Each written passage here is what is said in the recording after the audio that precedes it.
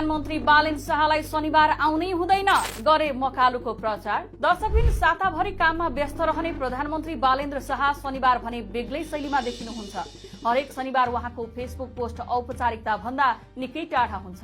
पछिल्लो समय उहाँले हरेक शनिबार नेपालका सुन्दर तर प्रचार प्रसारको कमी भएका ठाउँहरूको भिडियो सार्वजनिक गर्नुहुन्छ। गत शनिबार सुदूरपश्चिम प्रदेशको अपी बेस क्याम्पको सुन्दर भिडियो फेसबुकमा राख्नुभएका बालेन्द्र शाहले यस पटक भने मकालु बेस क्याम्प ट्रेकबारे जानकारी सहित भिडियो पोस्ट गर्नु भएको छ।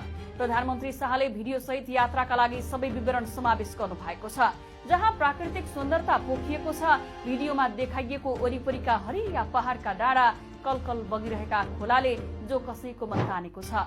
सुन्दर झरना, प्राकृतिक रूपमा फुलेका रंगी बिरंगी फूलहरू अनि सेताम्य हिमाल, माथि पहाड़मा उभिएर तल देखिएका सेता बादलका टुक्राहरू।